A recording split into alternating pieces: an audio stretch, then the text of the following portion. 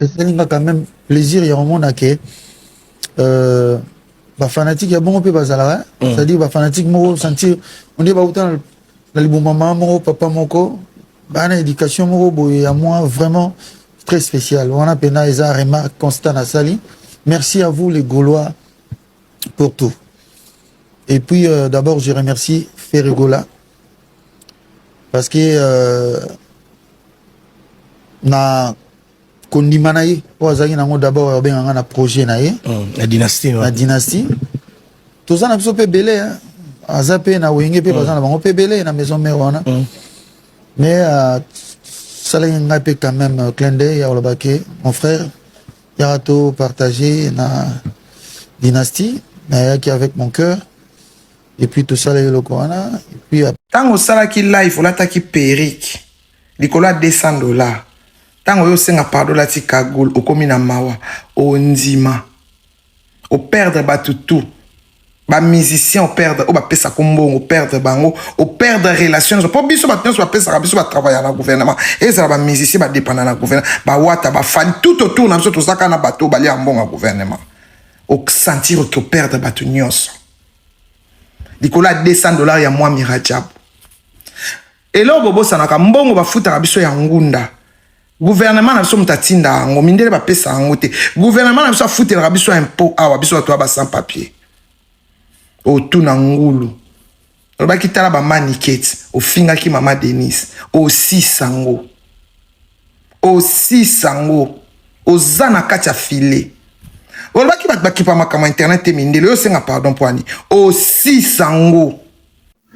Ferregola est le seul artiste congolais qui a construit sa carrière sur les travaux acharnés pour devenir une référence de la rumba congolaise. Parce que ngai na titre na ba pete na ngai ba papa ba batikeli ngai papa ba sipuna papa ba ndima ngai ba vie madilu ba comprendre ngai za chanteur tiki na ndima mi lelo te na ndima mi na ba oyoyo ba utotika biso ba koloba voix ba koloba ba grand chanteur biso to no banga bango ndem batikeli ko na ngati ndeko na ngai Ferregola uzakari basa alobaka il faut ozonge la classe parce que likambo oyo ezali cours fali pupa batangisa ye et bala liboso to mona fou aopesa mutu normal conseil ezalaka te tala ebembe na oken ebembe ya Zakari ebembe ya mutu azotinda yo bino mona Ferregola moni bok o vraiment analyse ba makma ya boy tala boye tala bagolo muso eloko bongo ba botika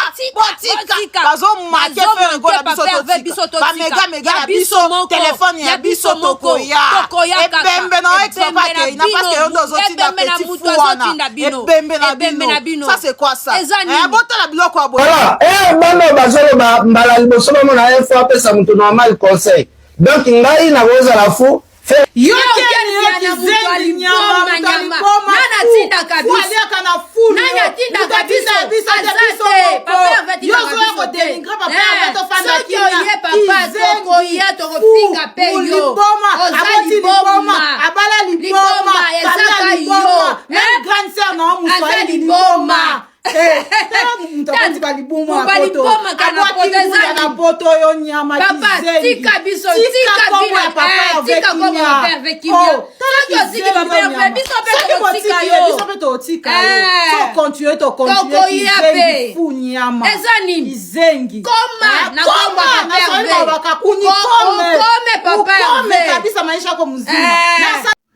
Ferregola est le seul artiste congolais qui a construit sa carrière sur les travaux acharnés pour devenir une référence de la rumba congolaise. Venir dire que Ferregola n'a rien construit ou Ferregola a copié quelqu'un, vous vous trompez. Parce que Ferregola a commencé à chanter avec les grands de la musique congolaise. Autrement, il a commencé à utiliser le même micro avec Papa Wemba. Deuxièmement, il a chanté dans la chanson franc-congolais avec tous les grands noms de la musique congolaise. Et aujourd'hui, Ferregola est devenu une référence. Parce que grâce à ces grands-là, Ferregola a construit sa carrière, il a bâti sa carrière, son empire musical. Venir dire que Ferregola n'a rien fait ou Ferregola a copié quelqu'un, vous y trompez. Ce que nous faisons aujourd'hui, nous faisons la promotion des œuvres de Ferré. nous faisons la promotion des talents, les savoir-faire de l'artiste Ferry. Si vous n'êtes pas d'accord avec Ferry, c'est-à-dire que vous ne connaissez rien de la musique qui est la rumba. C'est Ferry Goula qui fait la rumba. C'est lui qui est l'identité de la rumba. Sans Ferry, il n'y a pas la rumba congolaise. C'est avec Ferry qu'il y a la rumba congolaise. Sa voix respecte la rumba. Ferry Goula, personnellement, il respecte la rumba. Ferry Goula est le seul artiste congolais qui a construit sa carrière musicale sur des travaux acharnés et il est devenu une référence artistique de la rumba congolaise. Venir dire que Ferry Goula n'a rien fait à la musique congolaise, vous ignorez ce que Ferry Goula a fait. Ferry Goula a commencé dans Grand Wenge. Il a chanté dans Franc Congolais. Il a chanté une chanson qu'on appelle Vita Imana, qui est une référence. Vita Imana, les Nzembo Oyo, na Wenge, Baemba Bango na Sebe Nandombolo. Mais Ferry Goula est venu avec une chanson rumba, pire Odemba. C'est ce qui fait de Ferry Goula aujourd'hui le meilleur chanteur de la rumba. Les autres toujours ont tombé sur les réseaux sociaux contre carrière à Ferry. Mais Ferry Goula ne baisse pas les bras. Ferry Goula continue de travailler pour perfectionner sa rumba. Il y a un belé à battre s'acharner sur Ferry Lelo pour rien. Parce qu'ils veulent être comme Ferry sur le plan artistique, mais bazan a talent wanate, ba yebi ko travailler ba corde vocale na bangote. Beaucoup des artistes qui ont travaillé avec Ferry Goula en studio ou les gens qui ont venu assister Ferry Goula en studio, bah témoigneront toujours. Ferry Goula ne prend pas beaucoup de temps pour aller dans le studio.